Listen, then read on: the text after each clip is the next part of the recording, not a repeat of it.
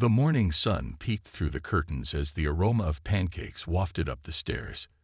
In the master bathroom, a father stood behind his 12-year-old daughter, helping her maintain balance as she got ready for another school day. His gentle hands worked with practiced ease, carefully attaching her prosthetic leg, while humming a tune they both loved. "Ready for your big presentation today?" he asked, adjusting the straps with the precision that comes from years of morning routines. His daughter nodded enthusiastically, her braids bouncing with the movement. She had spent weeks preparing for her science project on renewable energy, and her excitement was contagious. As a successful civil rights attorney, he had fought countless battles in courtrooms, but none compared to watching his little girl overcome challenges with unwavering determination. After losing her leg to a rare infection 3 years ago, she had shown incredible resilience, never letting her prosthetic limit her dreams or dampen her spirit. The kitchen downstairs was alive with movement as their housekeeper, Mrs. Chen, flipped another perfectly golden pancake. She had been with the family since before the surgery and was more like a grandmother than an employee. The familiar sound of her humming traditional Chinese melodies, mixed with the sizzle of breakfast cooking, created the perfect morning soundtrack. "Remember your physical therapy exercises?" the father asked, helping his daughter stand. She rolled her eyes playfully, a typical preteen response that made him chuckle. Of course she remembered. She never missed a single exercise, determined to master walking with her prosthetics so well that most people couldn't even tell. The morning light caught the sophisticated technology of her prosthetic leg, a marvel of modern engineering that had cost more than some cars. But as one of the city's top attorneys, he had made sure his daughter had the very best. The leg's sleek design featured custom artwork she had chosen herself, a galaxy of stars and planets swirling up the sides, representing her dreams of becoming an astronaut. Their breakfast routine was a well-choreographed dance of passing Syra, sharing newspaper sections, and planning the day ahead. The father reviewed his upcoming cases while his daughter excitedly rehearsed her presentation one last time. Mrs. Chen beamed with pride as she added fresh berries to their plates, having witnessed countless morning practices. "You've got this," he assured her, straightening her uniform tie. Her school, one of the most prestigious in the city, had been incredibly supportive of her journey. The teachers had gone out of their way to ensure she never felt different from her classmates, though she had long since proven she could keep up with anyone. As they prepared to leave, he helped her pack her presentation materials into her backpack, making sure everything was secure. The model solar panel she had built with Mrs. Chen's help was carefully wrapped in bubble wrap, a project that had taken over their dining room table for weeks. Just before heading out, he paused to straighten a photo on the wall, one taken at last year's father-daughter dance. In it, they were both laughing, caught mid-twirl, her prosthetic leg visible, but unremarkable in the joy of the moment. That photo captured everything he worked for: his daughter's happiness, her confidence, and the normal life she deserved. Looking at his watch, he grabbed his briefcase while his daughter shouldered her backpack.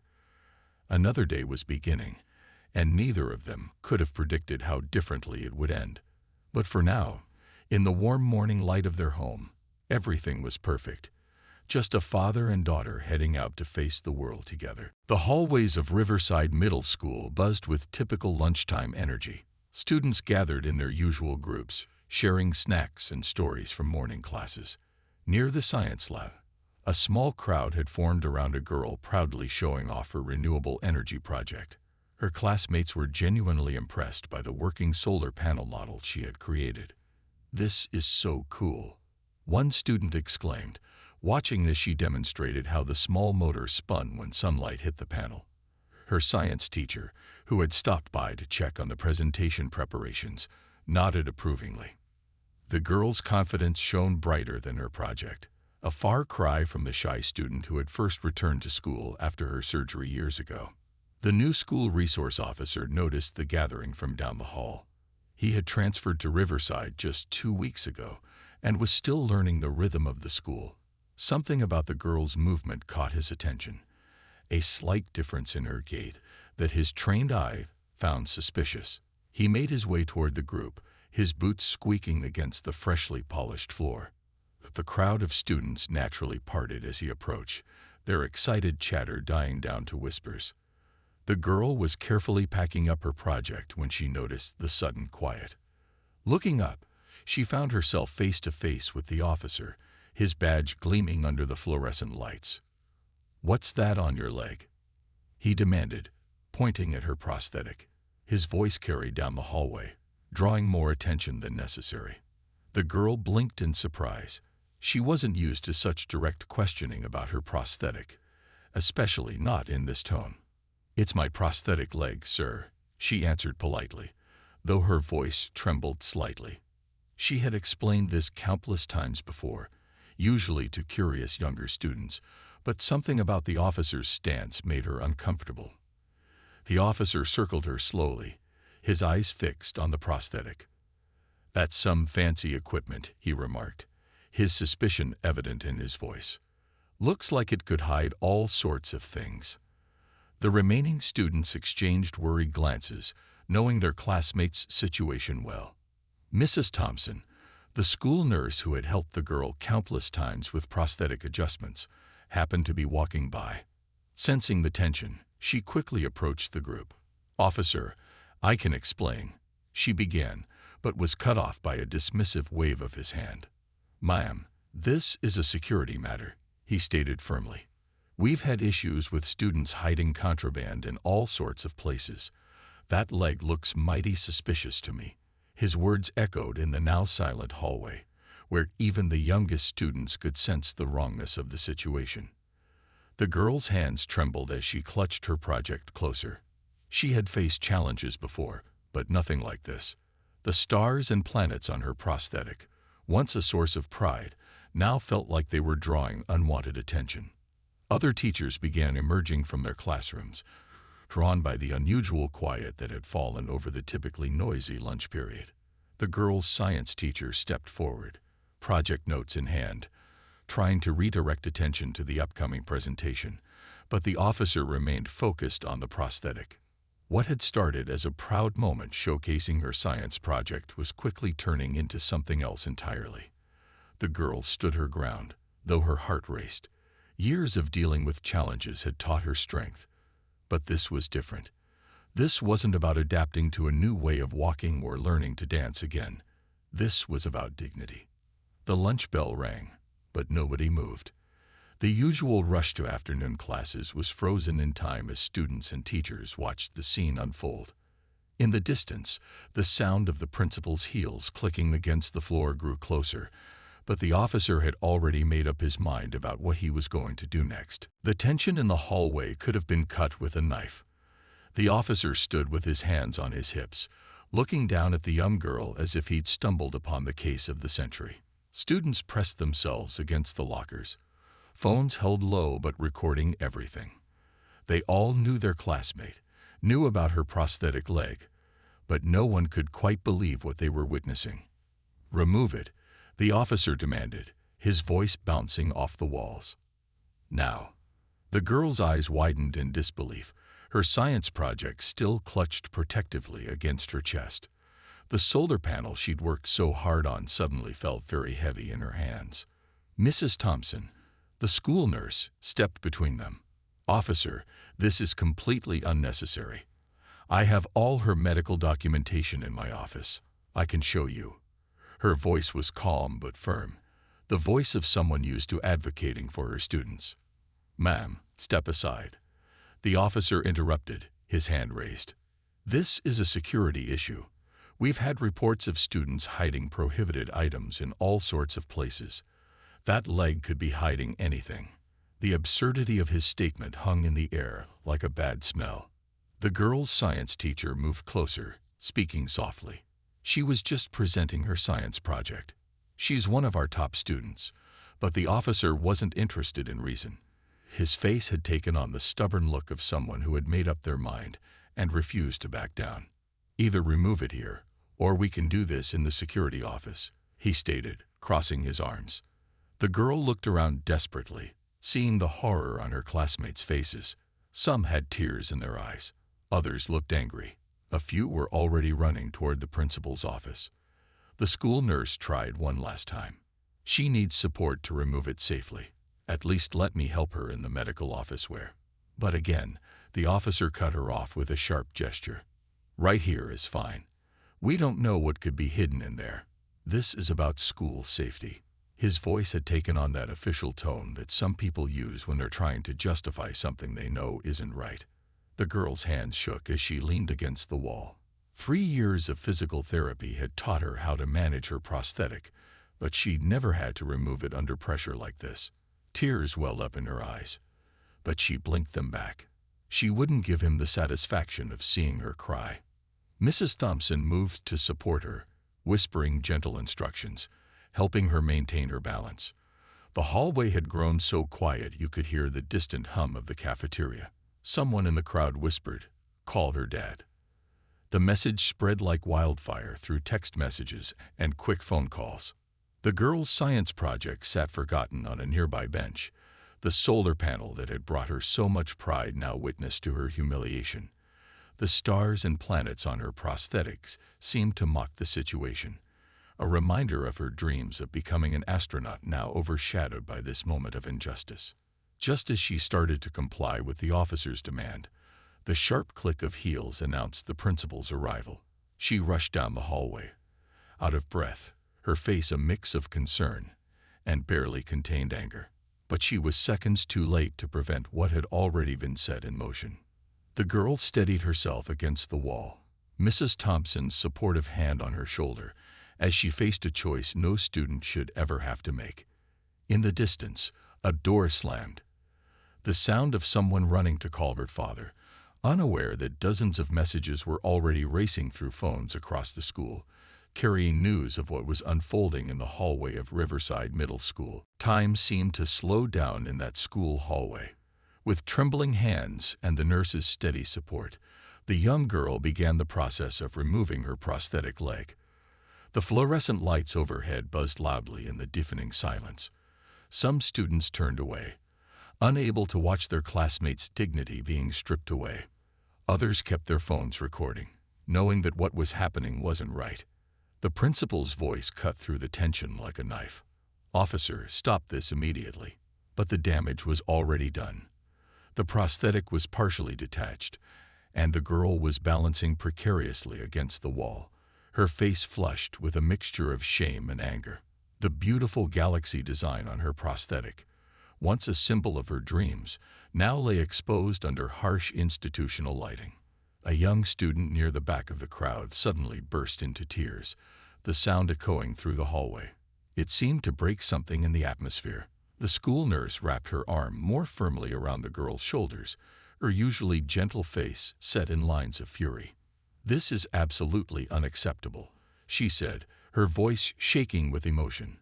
The officer stood there, his face beginning to change as realization slowly dawned. The principal was already on her phone, speaking rapidly into it, while simultaneously trying to disperse the crowd of students. But many refused to move, forming a protective circle around their classmate. Their loyalty was touching. These same students who had moments ago been admiring her science project were now her silent guardians. In the nurse's office, minutes later, the girl sat quietly on the examination bed. Her prosthetic lay beside her, examined and cleared of any suspicion. The officer had found nothing, because there was nothing to find. The nurse gently helped her reattach it, checking and double-checking the fittings with extra care. The process they usually did with jokes and smiles was now performed in somber silence. Outside, the hallways buzzed with a different kind of energy. Students whispered in clusters. Phones lit up with messages spreading the news. The solar panel project sat forgotten on a shelf in the nurse's office, its proud creator no longer excited about her upcoming presentation. The tiny motor that had spun so happily under the sunlight was still now, like everything else in that moment. The principal paced back and forth in her office, making call after call. The school district superintendent was already on his way. But most importantly, the girl's father had been reached. His response was calm, terrifyingly calm. When they told him what had happened, "I'll be there in 10 minutes," was all he said before hanging up. Back in the nurse's office, the girl finally spoke, her voice small but steady. "I just wanted to show everyone my science project." The nurse paused in her work, fighting back tears. The girl's words hung in the air, a stark reminder of how quickly joy can turn to pain, how easily a proud moment can become a painful memory. The officer stood awkwardly by the principal's office, his earlier confidence deflated. Every few minutes, another teacher would walk past, each giving him a look that made him shrink a little more. The weight of his mistake was beginning to sink in, but it was too late to undo what had been done. Students were supposed to be in class, but no one could focus.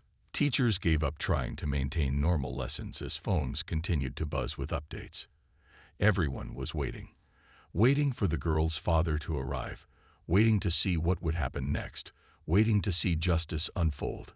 Through the school's front windows, a sleek black car pulled into the parking lot. The girl's father stepped out, straightening his tie, the same tie he had adjusted this morning during their happy breakfast. His face was composed, but his eyes held a storm. The front desk secretary saw him coming and quickly buzzed him in, not even asking for ID.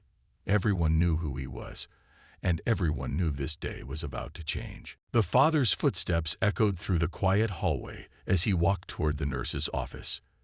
Every head turned to watch him pass. His calm exterior barely contained the storm brewing underneath. This was the same hallway where he'd attended his daughter's school performances, parent-teacher conferences, and science fairs. Now it felt different, heavy with the weight of what had happened. He found his daughter sitting on the examination bed, the school nurse still by her side. Their morning's happy breakfast felt like it had happened in another lifetime. The solar panel project that she'd been so excited about sat in the corner, temporarily forgotten. When she looked up and saw him, her brave face finally cracked. "Dad," was all she managed to say before he crossed the room in 3 long strides. He wrapped her in a tight hug, careful to maintain his composure even as he felt her shoulders shake with silent tears. The nurse quietly stepped out, closing the door behind her to give them privacy. "I heard what happened," he said softly, pulling back to look at her face. "Are you okay?" His daughter nodded, though they both knew she wasn't. He noticed her prosthetic had been reattached, but not quite correctly, the rushed job evident in its slightly awkward angle. "Let me fix that," he said, kneeling down to adjust the prosthetic with the same gentle care he'd shown that morning. As he worked, his lawyer's mind was already cataloging everything. The timestamps of the incident, the witnesses present, the phone recordings that students had undoubtedly taken. The principal knocked softly before entering, her face drawn with concern. "Sir, I cannot express how deeply sorry we are about this incident. The officer's actions were completely unauthorized and inappropriate." She held a thick folder. His daughter's medical records, documentation about her prosthetic, everything that should have prevented this situation. The father stood up slowly, straightening his tie. "Where is he?" His voice was quiet but carried the weight of years of courtroom experience. The principal gestured toward her office, where the officer waited, now understanding the magnitude of his mistake. "I'd like to speak with him," the father said. "But first, I need to make sure my daughter is taken care of." He turned back to the examination bed. "Would you like to go home?" His daughter surprised him by shaking her head. "I have my science presentation today," she said firmly, though her voice still trembled slightly. "I worked too hard to miss it." Pride flickered across her father's face.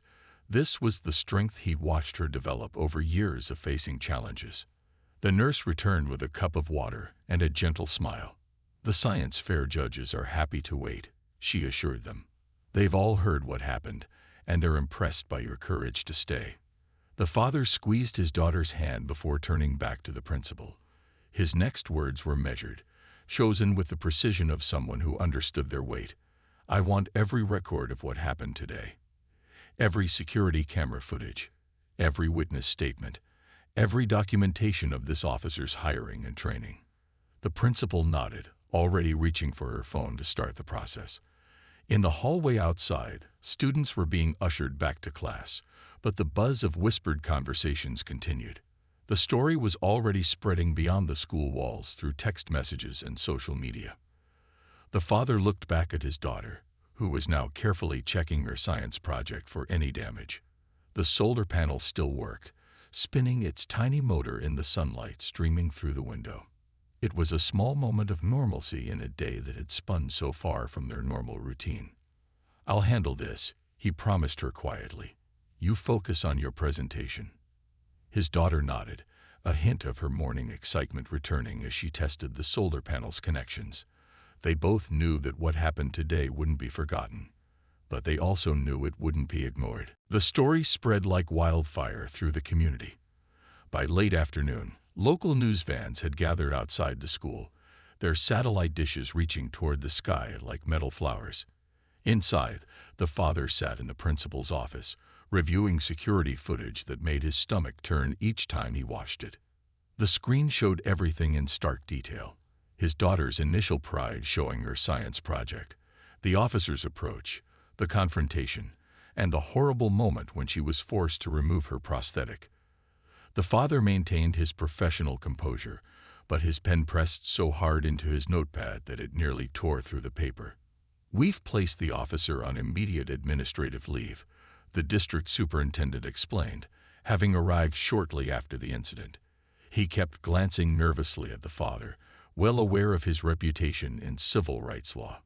"We're launching a full investigation into his prior conduct and hiring process." The father nodded, his focus still on the documents spread before him. Something caught his eye: the officer's transfer papers from his previous posting. "You said this was his first incident?" he asked, though he already knew the answer wouldn't be that simple. The superintendent shifted uncomfortably. "We're discovering some," concerning reports from his previous assignments. More papers appeared, revealing a pattern that should have been caught long ago. Similar incidents of overstepping authority, particularly with minority students, dotted his record like red flags they'd all missed. Outside the office, students were being dismissed for the day, but many lingered. They had something to share. One by one, they came forward with their phone recordings, each clip showing a different angle of the incident. The school's technology teacher helped collect and organize the footage, each video another piece of undeniable evidence. The girl's science teacher appeared at the office door, knocking softly. "She did it," she said with a proud smile. She gave her presentation. The judges were incredibly impressed, not just with the project, but with her courage to continue after everything that happened. The father felt his throat tighten with emotion. Meanwhile, local disability rights groups had already heard about the incident. They gathered peacefully outside the school, their presence a silent reminder that this wasn't an isolated incident. Parents arrived to pick up their children, many stopping to join the growing crowd, their own stories of discrimination and prejudice adding fuel to the call for change. The father's phone buzzed constantly with messages from fellow attorneys and civil rights advocates. This case was quickly becoming more than just about one incident. It was highlighting a systemic issue that needed addressing. His daughter's experience, though painful, could be the catalyst for real change in how schools handled security and treated students with disabilities. In the nurse's office, his daughter was packing up her science project, carefully wrapping the solar panel that had worked perfectly during her presentation. Despite everything, she had stood tall, explained her research, and answered every question. The judges had been visibly moved by her composure and knowledge. The school counselor had spent time with her, making sure she felt supported. Other students stopped by to check on her, many sharing stories of their own experiences with the officer. Times they felt uncomfortable, but hadn't known how to speak up. Each story added another layer to the investigation. By evening, the father had compiled enough evidence to file a comprehensive complaint. But this wasn't just about punishment, it was about prevention. He drafted proposals for new training programs, better hiring protocols, and mandatory disability awareness education for all school staff. The local news waited eagerly for a statement, but the father focused on his daughter first. She sat in his office chair, spinning slightly, her prosthetic leg now properly adjusted. The galaxy design caught the light, reminding them both that her dreams reached far beyond this difficult day. "Ready to go home?" he asked softly. She nodded, picking up her science project. As they walked out together, the gathered crowd parted respectfully. Their story wasn't over. It was just beginning. Tomorrow would bring meetings, interviews, and the start of real change. But tonight was about family, healing, and celebrating a young girl who stood her ground. The story took on a life of its own in the following days. Local news coverage sparked national interest, and social media exploded with support. The video clips students had recorded spread rapidly, each share bringing new waves of outrage and calls for change. But something beautiful was happening alongside the anger. People were coming together. The school's hallways felt different now. Students who had witnessed the incident began speaking up about other times they'd felt powerless. A group of seniors started a student advocacy organization, meeting during lunch breaks to discuss ways to make their school more inclusive. Their first project, creating disability awareness posters that now lined the corridors. The young girls' science project became an unexpected symbol. Local news featured it in their coverage, the solar panel that kept working even on the day everything else went wrong. Other students with disabilities started coming forward, sharing their own stories. One boy brought his hearing aids to class for show and tell, no longer feeling he needed to hide them under his hair. At a hastily organized school board meeting, the room overflowed with concerned parents, teachers, and community members. The father stood at the podium, his voice steady as he addressed the board. Behind him sat his daughter, her prosthetic legs galaxy design visible and proud, no longer something to hide. "This isn't just about one incident or one officer," he explained to the packed room.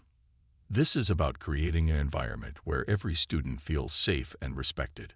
The crowd nodded in agreement, many holding signs supporting change. One teacher had brought photographs of her class's recent science fair, showing the girls' winning project, a quiet reminder of what students could achieve when supported instead of suspected. Local disability rights organizations rallied around the family. They organized peaceful demonstrations outside the school district headquarters, their presence drawing attention to the broader issues at play. "This stops now," read one sign, while another declared disability rights are human rights. The girls' classmates surprised everyone with their response. They started wearing galaxy-patterned ribbons, a symbol of solidarity inspired by her prosthetic legs design. The trend spread through the school like wildfire. Even teachers began wearing them, each ribbon a small statement against discrimination. Mrs. Chen, their housekeeper, watched the news coverage from their kitchen, tears in her eyes, as she prepared the girls' favorite cookies. The house had become a hub of activity, with civil rights attorneys and disability advocates coming and going, but she made sure there was always a moment of normalcy in the chaos. The officer's previous postings revealed a troubling pattern. Other families began speaking out about similar experiences. What started as one incident in one school hallway was uncovering systemic issues that had gone unchecked for too long. The father worked late into the nights, compiling testimonies and evidence, building a case that would demand real change. Support poured in from unexpected places. A local prosthetics company offered to host educational workshops at schools. Medical students volunteered to give presentations about different types of disabilities. Even the school's security staff requested additional training, wanting to be part of the solution.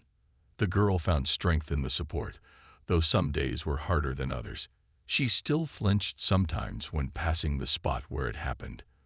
But then she'd see a classmate's galaxy ribbon, or notice the new inclusive space signs posted around the school, and stand a little taller. One morning, a week after the incident, she walked into her science class to find every student wearing star-patterned accessories. Headbands, pins, even shoelaces. Their small gesture spoke volumes. Her teacher had tears in her eyes as she announced that the girls' solar panel project would be displayed permanently in the school's main hall, a reminder of resilience and the power of standing up for what's right. The movement that started in one school hallway was growing. spreading from community to community. It wasn't just about one officer's mistake anymore. It was about changing the way people think about disability, about security, about dignity. And at the center of it all was a young girl who had turned a moment of humiliation into a catalyst for change. 2 weeks after the incident, the father sat in his law office, surrounded by stacks of documents. The case had grown far beyond what anyone expected. His desk was covered with letters from families across the country sharing similar stories. Each envelope contained a piece of a larger puzzle, a pattern of discrimination that could no longer be ignored. The civil rights lawsuit he filed wasn't just about his daughter anymore. It had become a landmark case, with major disability rights organizations joining as interested parties. The school district's lawyers had attempted to settle quietly, but the father knew this was about more than money.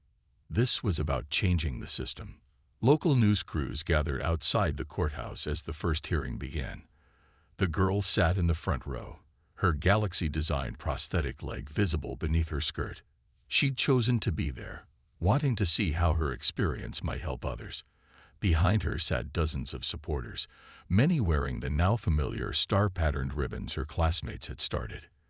The officer had been permanently removed from school duty, but that was just the beginning. The investigation had uncovered similar incidents at 3 previous schools, all swept under the rug with transfers and quiet resignations. The pattern was clear, and it was damning. This case isn't just about one mistake, the father explained to the judge, his voice steady and clear. It's about preventing these incidents from happening to any other child. The courtroom was silent as he presented evidence of systemic failures in training, oversight, and accountability. Back at school, changes were already happening. The principal had implemented new security protocols, developed with input from disability rights advocates. Every staff member, from teachers to cafeteria workers, was receiving comprehensive training on disability awareness and sensitivity. The girls' science project remained displayed prominently in the main hall, but now it had company. Other students had created projects about inclusion and accessibility, turning the hallway into an impromptu gallery of hope and change. A 6th grader's poster read "Different abilities, same rights" in carefully painted letters. During lunch breaks, the student advocacy group continued to grow. They'd started a mentorship program, pairing students with disabilities with allies who could offer support and friendship. The girl found herself leading discussions, sharing her story with younger students who needed to know they weren't alone. Mrs. Chen watched proudly as news coverage showed the father's courthouse speech. She remembered the quiet mornings helping with the prosthetic, the gentle routine they'd developed. Now their story was helping change lives, and she made sure to cut out every newspaper article for their family scrapbook. The officers' union initially tried to defend his actions, but public opinion was overwhelmingly against them. Security camera footage and student recordings left no room for denial. Instead of fighting the inevitable, they began working with disability rights groups to develop new training programs for all their members. One afternoon, the girl found a pile of letters on her desk, messages from other kids with prosthetics, sharing their own stories, and thanking her for speaking up. Some included pictures of their own decorated prosthetics, inspired by her galaxy design. Her teacher helped her create a bulletin board to display them all. The lawsuit was making waves beyond their community. Other school districts began proactively reviewing their security policies. Police departments reached out to disability rights organizations for training. What started as one terrible moment in a school hallway was sparking change across the country. The father worked late most nights now, but always made time for their morning routine. As he helped adjust her prosthetic, they talked about the latest developments in the case. She understood more than most kids her age about legal terms and civil rights, but she never lost sight of the simple truth at the heart of it all. Everyone deserves to be treated with dignity. Even the local prosthetics company joined the movement, offering to customize designs for children who wanted to make their prosthetics more personal and visible. The galaxy pattern that had drawn unwanted attention was now inspiring others to embrace what made them unique. turning something that was once hidden into a proud statement of identity. 3 months after the incident, the school auditorium was packed for a special assembly. The girl sat backstage, adjusting her note cards while her father straightened his tie. Through the curtain, they could hear the excited chatter of students, teachers, and community members gathering to witness something extraordinary. The principal stepped up to the microphone, her voice carrying across the hushed room. "Today, we're not just implementing new policies," she announced. "We're celebrating a change in how we see and treat each other." She gestured to the side of the stage, where a new set of framed guidelines hung, the Student Dignity and Rights Protocol that had emerged from the lawsuit. The father's case had ended in a comprehensive settlement. But unlike typical settlements that only involved money, this one mandated real change. Every school in the district would now have mandatory disability awareness training. Security officers would undergo extensive sensitivity training. Most importantly, a new student-led advisory board would help shape school policies. The girl stepped onto the stage, her galaxy-patterned prosthetic leg catching the spotlight. The audience burst into applause, many wearing the star-patterned ribbons that had become a symbol of their movement. She smiled, remembering how different things had felt just 3 months ago in that hallway. "My solar panel project was about finding new ways to power the future," she began, her voice steady. "But I learned that real change comes from people working together." She gestured to her classmates, the student advocacy group they'd formed, and the disability awareness posters they'd created together. The former school resource officer had been required to make a public apology as part of the settlement. But more importantly, he'd gone through extensive training and now spoke at police departments about what he'd learned. His mistake had become a teaching tool, showing others how to do better. In the audience, Mrs. Chen wiped away tears as she watched the presentation. Next to her sat the school nurse who had stood up for her student that day. They had all become part of something bigger than themselves, a community that looked out for each other, that stood up against injustice. The new protocols were already showing results. Other schools in the district reported fewer incidents of discrimination. Students felt more comfortable speaking up when they saw something wrong. The galaxy ribbons had spread to other schools, becoming a nationwide symbol for disability rights and inclusion. After the assembly, students gathered around a new display case in the main hall. Inside was the girls' solar panel project, now accompanied by photographs documenting their journey of change. Next to it hung a plaque reading, "From Darkness to Light: How One Moment Changed Our Community." The father watched proudly as his daughter answered questions from younger students. She had grown so much in these months, not just as a student or advocate, but as a person who understood her power to make change. Her dream of becoming an astronaut hadn't faded. If anything, it had grown stronger. After all, she'd already proven she could reach for the stars. That evening, as they walked to their car, they passed the spot where everything had happened. It no longer felt heavy with bad memories. Instead, it had become a reminder of how far they'd come. The hallway now featured a beautiful mural of a night sky, filled with stars and planets, a daily reminder that everyone's differences should be celebrated, not suspected. In the end, what could have been just another story of discrimination had become something more. A catalyst for change, a lesson in standing up for what's right, and a reminder that sometimes the biggest changes start with the smallest moments. As the girl and her father drove home, the setting sun caught the stars on her prosthetic leg, twinkling like real constellations, a signal of hope for all those who would follow in her footsteps.